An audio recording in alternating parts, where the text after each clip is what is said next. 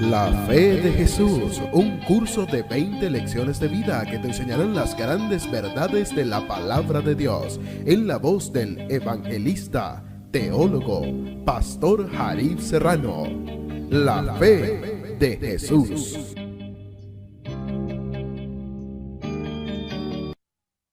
Lección número 7. Lo que la Biblia enseña acerca de la salvación. Qué placer volver a encontrarnos en esta nueva edición del estudio bíblico, y en esta ocasión estaremos hablando lo que la Biblia enseña acerca de la salvación. Como de costumbre, nos acompaña la hermana Carla Hernández, quien es mi esposa, y le saluda el pastor Jarif Serrano.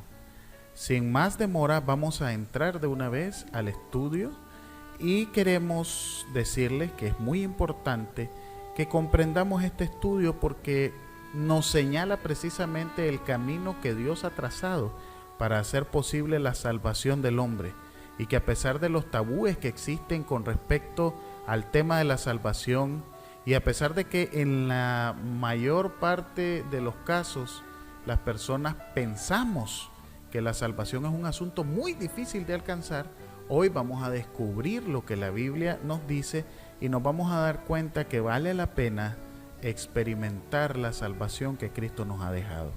Y la primera pregunta nos dice: ¿cuál es la consecuencia final del pecado? Romanos 5:12 nos da la respuesta. Por tanto, como el pecado entró en el mundo por un hombre, y por el pecado la muerte, así la muerte pasó a todos los hombres, por cuanto todos pecaron. Definitivamente, como dice el subtítulo, hay terribles consecuencias del pecado. Y la primera consecuencia terrible del pecado es que el pecado es una herencia.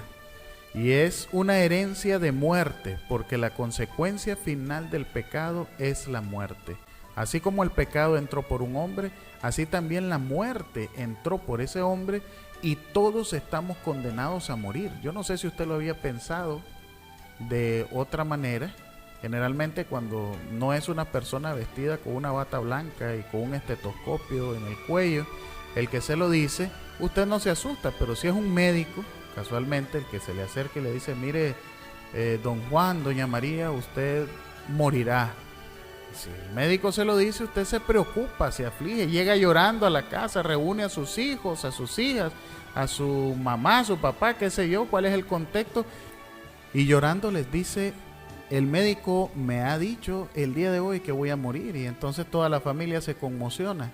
Sin embargo, yo quiero decirte algo. Yo no soy médico, pero he de decirte: vas a morir. Y es que realmente el único requisito para morirse es estar vivo. Y tristemente todos estamos en la fila rumbo hacia la muerte. No sabemos quién va adelante en la fila o quién está atrás, pero todos tarde o temprano moriremos. Y es que la consecuencia final del pecado es la muerte. Y ese es precisamente el primer y gran obstáculo que presenta el pecado, que nos conduce a muerte. Y nadie, obviamente, quiere morir. Por eso, la segunda pregunta es pertinente. ¿Puede el hombre resolver el problema del pecado? Jeremías 2:22 nos da la respuesta. Aunque te laves con lejía y amontones jabón sobre ti, la mancha de tu pecado permanecerá aún delante de mí, dijo Jehová el Señor. La lejía es un tipo de jabón que ayudaba o ayuda a blanquear alguna prenda o alguna situación que necesite limpiarse. Sin embargo, el profeta Jeremías es claro y dice: ni que amontones lejía, ni jabón. Tú puedes usar Fab, no sé, algún otro detergente famoso, el que tú quieras, pero no va a quitarte la mancha de pecado. No existe ningún detergente, ningún jabón poderoso que pueda quitarte la mancha de pecado. Por eso, el problema del pecado que nos conduce a muerte es un problema serio, amigo, porque no existe cosa alguna que tú y yo podamos hacer para borrarlo. Los pecados que hemos cometido ya no tienen vuelta atrás si es por fuerza humana. No existe ningún ser en este mundo que pueda decirte, ven, yo te voy a cobrar tanto y te voy a borrar todos los pecados que tienes o que has acumulado. No existe tal fórmula. No venden en el supermercado un borrador de pecados. No existe en ninguna librería. Por tanto, ante esta situación un poco desesperante realmente, que nos dice que el hombre no puede resolver el problema del pecado, hay un plan divino, un plan que al margen de los esfuerzos humanos que nosotros podamos hacer, sí funciona y es efectivo. Por eso, la tercera pregunta nos dice, ¿qué provisión hizo Dios para salvar al hombre? San Juan 3:16 nos da la respuesta. Porque de tal manera amó Dios al mundo, que ha dado a su Hijo unigénito, para que todo aquel que en él cree no se pierda, mas tenga vida eterna.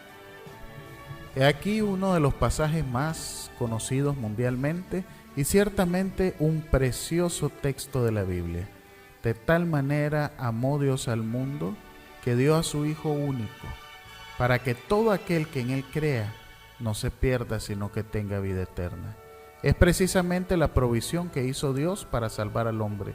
Entregó a su Hijo para que viniese a morir por ti y por mí pecadores, y que pudiese borrar para siempre la mancha del pecado de nuestras vidas. La única manera en el que el hombre puede encontrar algún refugio contra el pecado, la única manera en que puede curarse de la enfermedad terrible del pecado que conduce a muerte, es a través del sacrificio expiatorio de Jesucristo en la cruz del Calvario. Dios nos amó tanto que dio lo más precioso que el cielo tenía, al Señor Jesucristo. Y este, muriendo en la cruz del Calvario, nos garantiza la salvación y el perdón de los pecados. Pero por supuesto, en el resto del estudio del día de hoy, vamos a encontrar los detalles de este plan de salvación.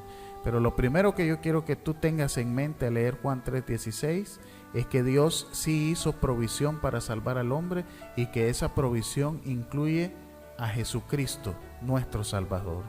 Ahora, la parte número 4 del estudio nos dice cómo describió Jesús su misión, y este texto, a pesar de ser corto, es muy significativo. En Lucas 19:10 lo encontramos. Porque el Hijo del Hombre vino a buscar y a salvar lo que se había perdido. Estas son palabras de Jesús, y esa es precisamente la misión de Jesucristo nuestro Señor, buscar y salvar lo que se había perdido. ¿Y qué se perdió? Se perdió la especie humana. Nos perdimos tú y yo en medio del lodo cenagoso del pecado, en medio de una situación a la que no podíamos encontrar solución por nosotros mismos. Estábamos perdidos en el pecado, perdidos en la maldad, pero Cristo vino a buscarnos. Y yo quiero dejar bien claro este asunto, porque la salvación es una iniciativa divina. Algunas personas dicen, ahora que estoy buscando de Dios, espero que todo mejore. Amigo y amiga que escuchas, tú no estás buscando de Dios.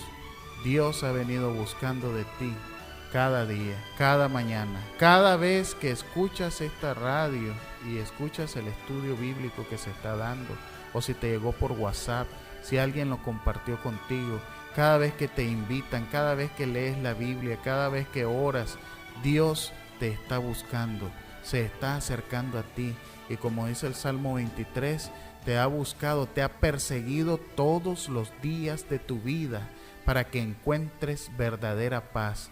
Dios nos ha estado buscando y quiere encontrarnos para finalmente darnos la tan ansiada paz y el tan ansiado estado de la libertad del pecado.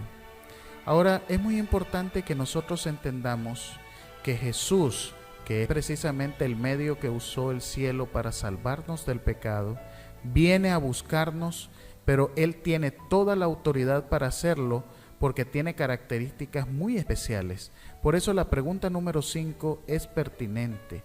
¿Cometió Jesús algún pecado? Hebreos 4:15 nos da la respuesta. Porque no tenemos un sumo sacerdote que no pueda compadecerse de nuestras debilidades, sino uno que fue tentado en todo según nuestra semejanza, pero sin pecado. Jesús nunca cometió pecado. Vivió en la tierra 33 años entre nosotros.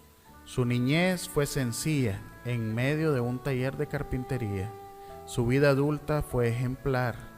Sin embargo, a pesar de ser tentado por Satanás en diversas ocasiones, nunca cometió pecado. Por eso no cualquiera puede ser tu salvador.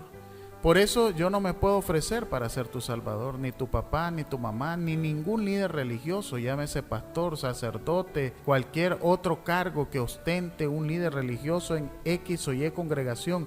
Ninguno de nosotros puede ofrecerse para salvarte, porque todos somos pecadores. Y desde el momento en que somos pecadores necesitamos de un Salvador.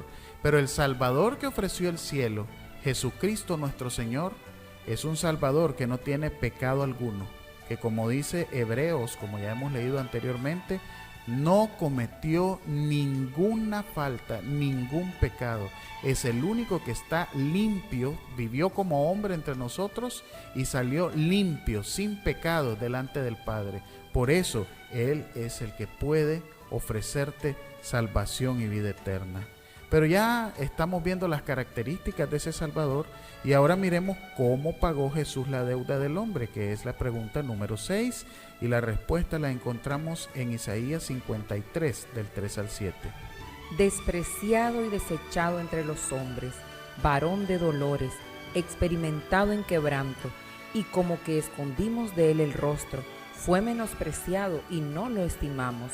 Ciertamente él llevó nuestras enfermedades y sufrió nuestros dolores, y nosotros le tuvimos por azotado, por herido de Dios y abatido. Mas él herido fue por nuestras rebeliones, molido por nuestros pecados. El castigo de nuestra paz fue sobre él, y por su llaga fuimos nosotros curados. Todos nosotros nos descarriamos como ovejas, cada cual se apartó por su camino, mas Jehová cargó en él el pecado de todos nosotros. Angustiado él y afligido, no abrió su boca. Como cordero fue llevado al matadero, y como oveja delante de sus trasquiladores, enmudeció y no abrió su boca. ¿Cómo pagó Jesús la deuda del hombre? Muriendo en la cruz del Calvario por ti y por mí. Muriendo de la manera más ignominiosa posible. Muriendo entre malhechores.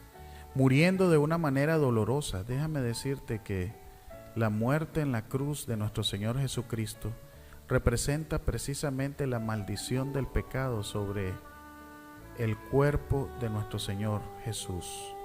Para los romanos y para los judíos, cualquiera que moría en una cruz simplemente era considerado maldito. Y era considerado maldito porque solo los peores criminales morían en la cruz. Jesús nunca hizo nada para merecer eso. Jesús nunca cometió pecado. Jesús siempre hizo el bien. Vivió como hombre obediente a su Padre. Vivió como hijo de sus padres terrenales, siendo un ejemplo. Vivió para servir al prójimo y sin embargo murió como un criminal. Y murió como un criminal porque la paga del pecado es la muerte. Y a pesar que él nunca cometió pecado, murió por los pecados que tú y yo hemos cometido. Aún no habíamos nacido.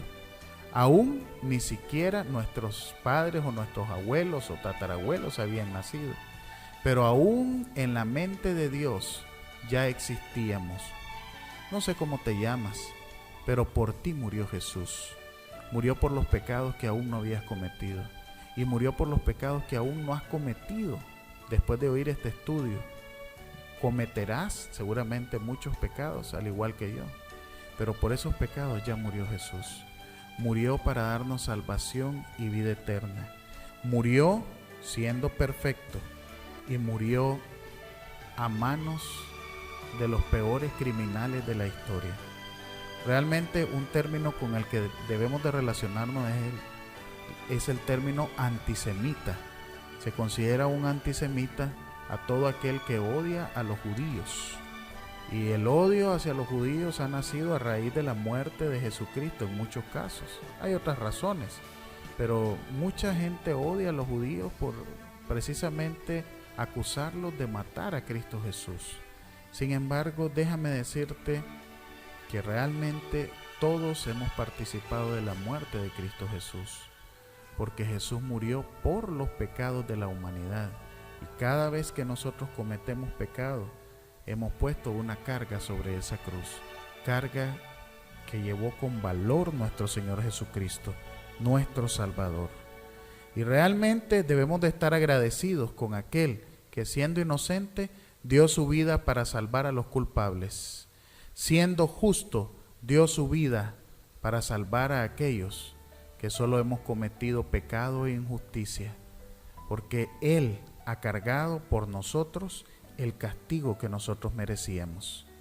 Y sabiendo esta gran verdad, pensando en esos momentos de dolor que Jesús tuvo que pasar allá en el monte Gólgota, tenemos que preguntarnos lo que nos dice el punto 7 del estudio: ¿qué acto asegura nuestra salvación? Y la respuesta está en 1 Corintios 15, 20 al 22. Mas ahora Cristo ha resucitado de los muertos, primicias de los que durmieron es hecho, porque por cuanto la muerte entró por un hombre, también por un hombre la resurrección de los muertos, porque así como en Adán todos mueren, también en Cristo todos serán vivificados. Sin lugar a dudas, el acto que nos garantiza la salvación es la resurrección de nuestro Señor Jesucristo. Hay muchos líderes que han fundado religiones. Por ejemplo, Mahoma fundó una religión que hoy es muy famosa.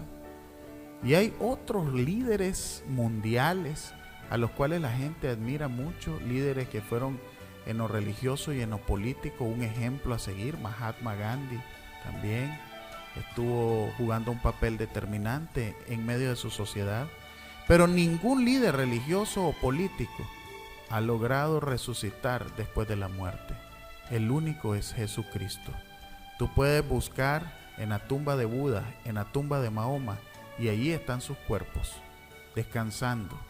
Y si acaso ya no existe vestigio alguno de sus cuerpos, se sabe que ahí fueron puestos y nunca no volvieron a resucitar.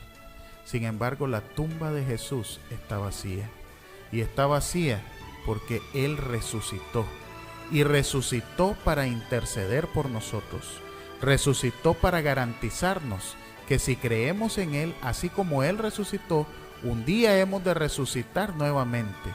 Y ya hemos visto ese estudio con respecto a la segunda venida de Cristo. Resucitaremos cuando suene la trompeta. Resucitaremos porque Él resucitó. Resucitaremos porque Él tiene el poder para devolver la vida a aquel que descansa en el polvo. El acto que asegura nuestra salvación es el hecho de que Él es el único Salvador que ha demostrado con su propia vida ser perfecto, que ha demostrado que tiene poder para limpiarnos, que ha demostrado que Él pagó por tu culpa y la mía, y sobre todo ha demostrado que Él vive y vive para siempre. Y ante esta presentación de nuestro Salvador Jesucristo, la pregunta es: ¿qué debemos hacer? Y el primer consejo lo encontramos en Hechos 16, 30 y 31. Y sacándolos les dijo: Señores, ¿qué debo hacer para ser salvo? Ellos dijeron: Cree en el Señor Jesucristo y serás salvo tú y tu casa. Lo primero y más importante que todos debemos hacer es creer en Jesús. Cree en el Señor Jesucristo y serás salvo tú y tu casa. Esa es la promesa maravillosa de que si creemos en Él como nuestro Dios y como nuestro Salvador, la salvación ya es una realidad en nuestra vida. No será, sino es una realidad. Debemos de estar seguros que si creemos en Él, Él nos ha salvado. Y digo nos ha porque ya murió en la cruz del Calvario. Digo nos ha porque ya resucitó. Digo nos ha porque en el momento en el que creo en Él, Él se ofrece como ofrenda expiatoria por mis pecados y todos mis pecados. No importa cuán negros hayan sido, cuán rojos o de qué color, son perdonados por la preciosa sangre derramada en la cruz del Calvario. Y eso nos lleva al segundo consejo, que es aún más importante que el primero, y lo encontramos en Hechos 4:12. Y en ningún otro hay salvación, porque no hay otro nombre bajo el cielo dado a los hombres en que podamos ser salvos. No existe otro nombre, no existe otra fórmula. La única manera de encontrar salvación es aceptar a Jesús como tu único y suficiente Salvador personal. Algunos han cifrado sus esperanzas en otros seres, incluyendo algunos que son familiares en la Biblia, incluso la madre misma de Jesús, la madre terrenal. Algunos piensan que en ese nombre hay salvación, pero la Biblia es clara y categórica en Hechos 4:12. No hay otro nombre dado a los hombres en el cual podamos ser salvos, sino el nombre de Jesucristo nuestro Señor. Si realmente tú deseas experimentar esa salvación ganada con sangre en la cruz del Calvario, es necesario entonces que comiences a creer en Jesús.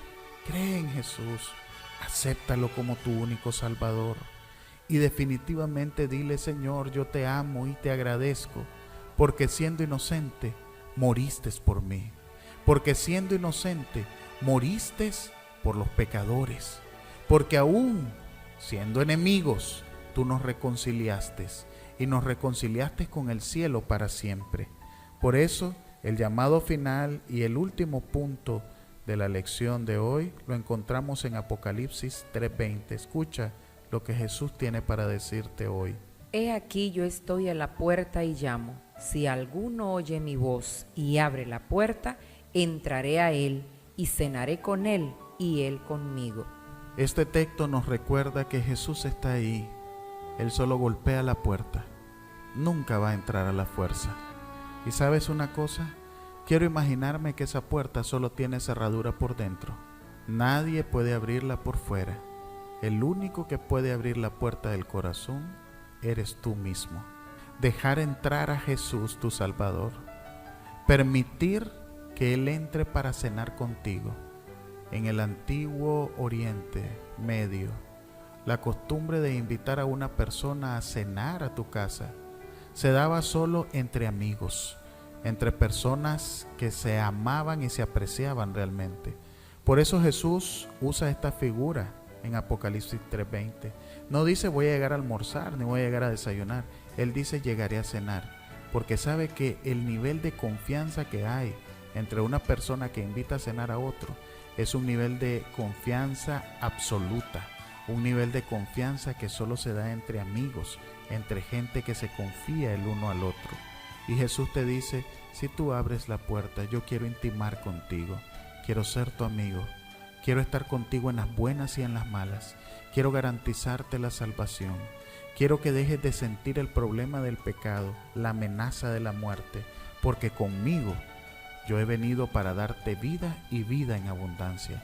Conmigo ya no tienes que preocuparte más por esos defectos de carácter terrible que tanto te han hecho sufrir.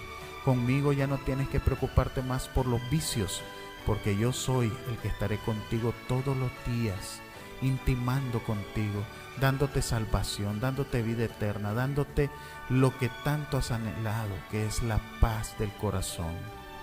Y en esta ocasión, estimado amigo y amiga oyente, yo quiero tomarme tiempo para, en el nombre de Jesús, preguntarte: ¿realmente crees que Jesús murió por ti y por mí? Y más importante aún, si tu respuesta es positiva después de haber escuchado este estudio, yo quiero preguntarte: ¿aceptas a Jesús como tu único Salvador y deseas entregarle tu corazón a aquel que ya entregó su vida por ti? ¿Realmente lo aceptas? ¿Realmente estás dispuesto a darle ese corazón que a veces es duro, a veces se resiste porque está poseído muchas veces de maldad, de cosas que el diablo ha sembrado? pero Dios está dispuesto a tomarlo, a transformarlo, a hacer de ti una nueva persona. ¿Deseas invitar a Jesús a ser ese Salvador personal en tu vida? Si tu respuesta es positiva, entonces tomemos tiempo para elevar esta oración a nuestro Padre Celestial. Amoroso Dios, elevamos en esta ocasión nuestra mente a ti a través de la oración, agradeciéndote por darnos a Jesús, tu Hijo, para que viniese a vivir y morir en la cruenta cruz para darnos salvación y vida eterna. Hoy aceptamos y creemos en ese sacrificio, pero también creemos que resucitó para garantizarnos la salvación. Y por eso, Señor, declaramos con nuestra boca hoy que Jesús es nuestro Salvador, que Jesús es nuestro Señor, y anhelamos entregar nuestra vida a Él cada día. Bendícenos con tu presencia y permite que Cristo sea el centro de nuestras vidas. Te lo pedimos todo en Cristo Jesús. Amén.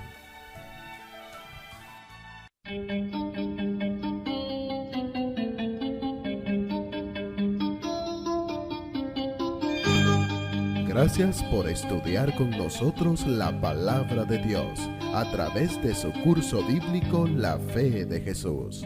Le esperamos en otra ocasión. Que el Señor le bendiga.